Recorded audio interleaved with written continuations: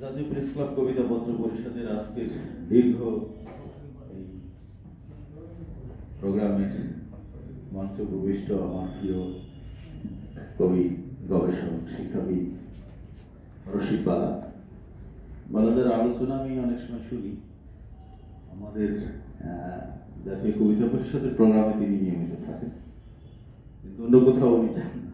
আমি আর কোথাও ওনাকে পাইনি, তাই আমি আসলে ওনাকে রিকোয়েস্ট করে নিয়ে আসছি যে আসেন, আমাদের এখানে একটা বড় প্রোগ্রাম হয় এবং উনি অসাধারণ আলোচনা করেন। শুধু আলোচনা না, সেখানে আমরা যারা কবিতা নিয়ে আলোচনা করি তার উপরেও উনি আবার কথা বলেন। আমি নিজেও জাতীয় কবিতা পরিষদে 2-3 দিন আলোচনা করেছি বিভিন্ন বিষয় নিয়ে, কবিতার ছন্দ নিয়ে, বাংলা গীতি কবিতা নিয়ে ইত্যাদি বিষয়ে।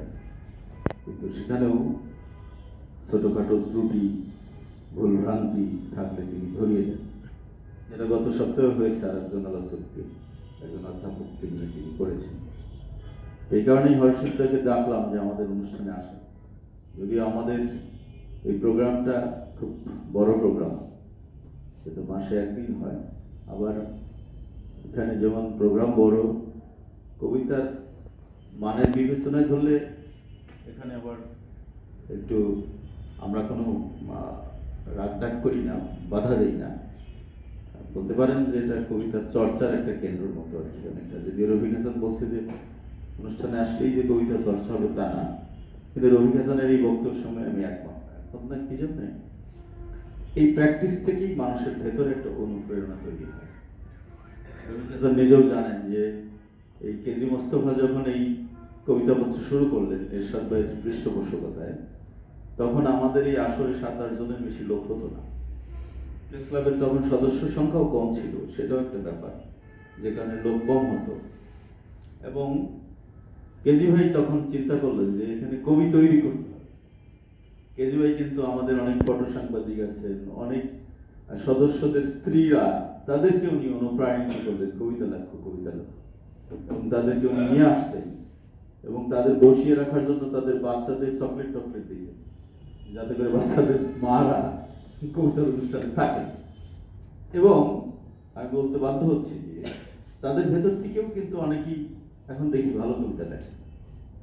তার মানে কিন্তু এসব কেজিবার সেই প্রসেসটা সফল হয়েছে।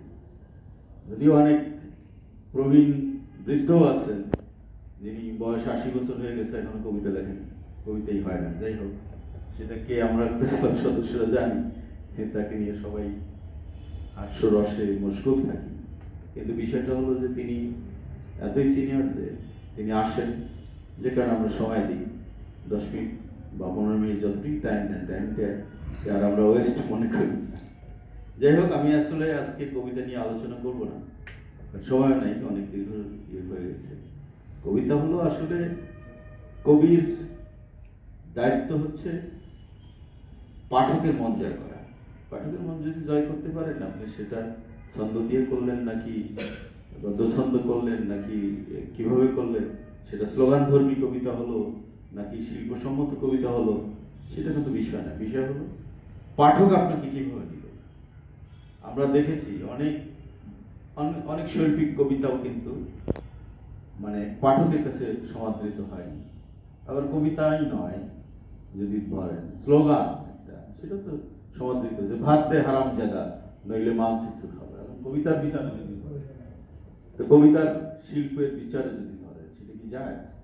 কিন্তু তিনি তো বিখ্যাত হয়েছেন, এই লাইনের জন্যই বিখ্যাত হয়েছেন। যাই হোক, এইসব বিষয়ে আলোচনা করবো না। সবাইকে সবার প্রতি কৃতজ্ঞতা, বিশেষ করে প্রেস ক্লাব কবিতা পত্রের সদস্যদের প্রতি কৃতজ্ঞতা, যে আমার জন্মদিনটা তারা ধরে রাখেন গত কয়েক বছর যাবৎ। মিলি আপা, রিনা পণ্ডিত এবং এইবারে আমাদের ফারহানা তানিয়া এবং দেলোয়ারা ইয়াসমিন, তাদের প্রতি কৃতজ্ঞতা। যে আসলে আমি জন্মদিন করতে চাই না, করা উচিত না। আমি বলেছি যে আমি একবার 50তম জন্মদিন করেছিলাম, আর যদি বেঁচে থাকি আপনাদের দয়া হয়তো 75তম জন্মদিন করবো। সেটাও হবে সন্ধ্যা থেকে সারা রাত ব্যাপী। আমার জন্মদিনের স্টাইলটা আবার ভিন্ন রকম। 50তম জন্মদিনে আমরা পুরো একটা রেস্টুরেন্ট বুকিং দিয়ে সারা রাত না, রাত 12টা পর্যন্ত ওখানে ককটেল ডিনার ছিল, হাসি গান, উল্লাস ইত্যাদি ইত্যাদি। এটা অন্যরকম একটা কবিদের জন্মদিন, আসলে সেটা তুমি হওয়া উচিত। শুধুমাত্র যে কেক খাওয়া বা এর মধ্যে সীমাবদ্ধ থাকবে সেটা আমি মনে করি না। যাই হোক, সবার প্রতি কৃতজ্ঞতা, সবার প্রতি ভালোবাসা যে আমাকে এই সম্মান দেওয়ার জন্য, বিরল সম্মান দিল। আমি সবাইকে অভিনন্দন জানিয়ে আমার সংক্ষিপ্ত কথা শেষ করছি। সবাইকে ধন্যবাদ এবং সবার উদ্দেশ্যেই আমি একটা কবিতা পড়ে শোনাচ্ছি, সবার প্রতি ভালোবাসা জানিয়ে। আমার কাছে মনে হলো যে আজকে এই কবিতাটা পড়া জরুরি। এই ভালোবাসাটা সবার জন্য, যদি এখানে তোমাকে শব্দটা আছে। যাই হোক, কবিতার শিরোনাম তোমায় ভালোবাসি বলে। তোমায় ভালোবাসি বলে প্রতিদিনই রবি জ্যোতি ছড়ায় ভোরের আকাশে। দুর্বা ঘাসের পাতায় বিন্দু বিন্দু শিশির কণা হীরের টুকরো হয়ে তোমায় উপহার দেয় নাকফুল। সোনালী রোদে প্রজাপতিরা ডানা মেলে বয়ে বেড়ায় ভালোবাসার বার্তা। তোমায় ভালোবাসি বলে সাগরের নীল ঢেউ আশ্রে পড়ে সেন্ট মার্টিনের প্রবাল পাথরে। জ্যোৎস্নার আলোয় ঝিঝি পোকারা আলস্যহীন গেয়ে যায় গান। বাগানের লাল গোলাপগুলো রঙের হোলি খেলায় মেতে উঠে, যেন নেশায় মদমাত্ত ভ্রমরের আলিঙ্গন। তোমায় ভালোবাসি বলে আকাশ রাখেনি সীমানা। নাসার মহাকাশচারীদের যন্ত্রযান থেমে যায় মহাশূন্যে। গ্রামের বালিকা বধূ নদীতে জল আনতে গিয়ে অলক্ষ্যে হারায় কানের দুল। ব্যস্ত নগরীর রিক্সা চালকদের প্রতি ফোঁটা ঘামে জন্ম নেয় এক একটি প্রতিবাদী শিশু। তোমায় ভালোবাসি বলে কোকিলের সুর আজও সুমধুর।